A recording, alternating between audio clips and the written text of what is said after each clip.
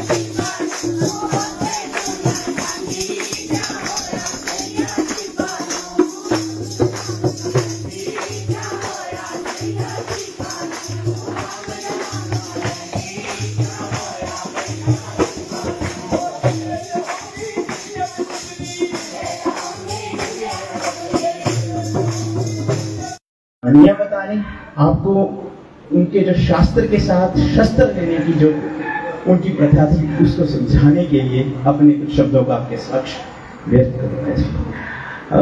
जैसा कि आप जानते हैं हमारे मनोज भारद्वाज जी सभी इन्हीं से परिचित हैं। जितने भी हमारे सनातन के प्रति कार्य होते हैं मनोज जी इन सभी कार्यों में जी जान लगा देते हैं और लगे होते हैं जी। आज सुबह का जो हमारी रूपरेखा थी परशुराम जयंती वाले दिवस के दिन मनोज भारद्वाज जी ने कहा कि सुबह हम प्रभात फेरी करेंगे। तो जो जो व्यक्तिगण हमारी माताएं बहनें जो भी इस प्रभात फेरी में शारीरिक रूप से सम्मिलित थे उनका तहे दिल से धन्यवाद, और जो भी मानसिक रूप से भी सम्मिलित थे कहीं नहीं पहुंच पाए, बहुत सारी कॉल्स भी आई, उनको भी तहे दिल से आपका बहुत बहुत आभार व आपका धन्यवाद। हमारी जो प्रभात फेरी है वो राधा कृष्ण मंदिर के इस प्रांगण से निकली, पूरे धेरा नगर की परिक्रमा करते हुए पहले जो हमारा आगे माता जी का मंदिर है वहां पहुंची, फिर जो पुलिस थाना का एक शिव मंदिर है वहां से होते हुए हनुमान चौक के हनुमान मंदिर में जाते हुए वापिस आते हुए हमारा गायत्री मंदिर है वहां से होते हुए हमने अपनी जो प्रभात फेरी थी, जो हमारी सुबह की प्रभात फेरी थी, उसका विराम हमने राधा कृष्ण मंदिर में किया। इसके लिए मैं मनोज भारद्वाज व उनके समस्त साथियों का तहे दिल से धन्यवाद करता हूं, क्योंकि जब भी सनातन धर्म की बात आती है और धेरा में जो सबसे पहला नाम मन में आता है कि कौन इस कार्य को करेगा, सभी को पता है कि मनोज भारद्वाज जी का नाम सबसे आगे रखा जाता है। तो दूसरी बात ये है कि ये जो परशुराम जयंती है इसका कार्यक्रम यही क्यों किया गया, राधा कृष्ण मंदिर के इस पावन प्रांगण में, इतना पावन स्थान है, यहीं पे क्यों राधा कृष्ण, यहीं पे क्यों हमारी परशुराम जयंती का प्रोग्राम रखा गया। भारद्वाज जी चाहते तो शनि मंदिर और सुनीत आपका भुवनेश डोगरा स्टेडियम में है ना, ग्राउंड है, वहां भी कर सकते थे। तो जब इनसे पूछा गया तो इन्होंने सिर्फ एक ही बात कही कि कुछ लोग शायद इस गाथा से परिचित होंगे, कुछ लोग नहीं होंगे। जब परशुराम जी का मेल महाभारत से पहले श्री कृष्ण जी से हुआ था ना, तो उन्होंने कहा था हे माधव बहुत लीलाएं कर ली, ठीक है जी। उनके भी जीवन को दो भागों में बांटा गया है, एक उनकी लीलाओं का भाग, दूसरा वो जो द्वारिकाधीश बने। तो उन्होंने बोला कि हे माधव बहुत लीलाएं आपने कर ली, अब जिस कार्य के लिए आए हो उस कार्य को करो। तो कृष्ण जी नटखट उन्होंने बोला किस कार्य के लिए, हे ऋषिवर आप क्या कह रहे हैं, मेरे परिणाम को स्वीकार करो। तो परशुराम जी कहते हैं कि माधव आपसे तो कोई परिणाम नहीं ले सकता, परंतु मैं आपको कुछ देने जरूर आया हूं, मैं आपको सुदर्शन चक्र दूंगा। और उसी सुदर्शन चक्र के सहारे श्री कृष्ण जी को सुदर्शन चक्रधारी के रूप में जाना गया, और जो उनके जीवन का दूसरा भाग है उसको आगे जो सुदर्शन चक्र के द्वारा चलाया गया, महाभारत में उसका प्रयोग किया गया। ये महाभारत में वेद व्यास द्वारा रचित लिखित गाथा है, आप उसको पढ़ भी सकते हैं। तो इसीलिए मनोज भारद्वाज जी ने कहा कि जो ये राधा कृष्ण मंदिर का पावन प्रांगण है, इसी प्रांगण में जगह जो आपका भुवनेश डोगरा स्टेडियम में उससे कम ही होगी, परंतु मनोज भारद्वाज जी का एक ही विषय था कि मैं करूंगा यही, इसी पावन स्थान पे करूंगा। तो उसके लिए भी मनोज भारद्वाज जी को, मनोज भारद्वाज जी के लिए बहुत बहुत बधाई, वो बहुत जोरदार तालियां एक आज के समय पे बहुत सारे जो पुजारी वर्ग हैं यहाँ पे, वो मेरे साथ बिल्कुल सहमति रखेंगे। एक मंत्र है उसका प्रयोग किया जाता है, ओम जामदग्न्याय च विद्महे महावीराय धीमहि तन्नो परशुराम प्रचोदयात्। ये मंत्र परशुराम जी का मुख्य बीज मंत्र के रूप में इसको देखा गया है। हर परशुराम जयंती वाले दिन जितने भी हमारे पुजारी वर्ग है, ब्राह्मण वर्ग है, वो इस मंत्र का प्रयोग करते हैं। इसका अर्थ भी कुछ शब्दों में आपको समझाना चाहूंगा। ओम जामदग्न्याय च विद्महे, अर्थात हम जमद अग्नि ऋषि के पुत्र परशुराम को जानते हैं, ये एक ब्राह्मण कह रहे हैं हमसे, ठीक है जी। महावीराय धीमहि, इसका अर्थ है अब महावीरों में से परशुराम के पराक्रम और शक्ति का ध्यान करते हैं। तन्नो परशुराम प्रचोदयात्, जो आखिरी इस श्लोक की आखिरी लाइन है उसका अर्थ है परशुराम हमें प्रेरित करते हैं, वह हमारी बुद्धि को जगाते हैं। इसी के साथ मैं अपनी वाणी को विराम दूंगा। सुशील जी के साथ आग्रह रहेगा कि जो आगे की रूपरेखा है इसको चलाएं, अपने हिसाब से कार्यक्रम को आगे बढ़ाएं। संसार सुखी रहे, यही एक प्रार्थना है। ओम सर्वे भवन्तु सुखिनः, सर्वे सन्तु निरामया, सर्वे भद्राणि पश्यन्तु मा कश्चित् दुःखभाग् भवतः। जय जय परशुराम। एक साथ मेरे साथ सभी बोलेंगे जय जय परशुराम। हाँ, और एक थोड़ी सी सभी के मन में संकोच रहता है कि जो परशुराम जयंती है वो केवल ब्राह्मण वर्ग को मनानी चाहिए। तो मैं अपना व्यक्तिगत थोड़ी सी अपने शब्दों को आपके समक्ष रखूंगा कि नहीं, हर कोई इसको मना सकता है ना। ऐसी बात नहीं है कि केवल ब्राह्मण वर्ग ही इनका पूजन करें। इनको भगवान के रूप में देखा गया है, चिरंजीवियों में से एक है। यदि आपको पता हो चिरंजीवी क्या होते हैं तो चिरंजीवियों में से एक है, ठीक है जी। तो ऐसा नहीं है कि इनका पूजन केवल ब्राह्मण वर्ग ही कर सकते हैं, सभी ही इनका पूजन करेंगे, परंतु हम इन्हें अपने दादा के रूप में मानते हैं, इसलिए हम इस जयंती को धूमधाम से मनाते हैं। जय जय श्री राधे, जय जय परशुराम।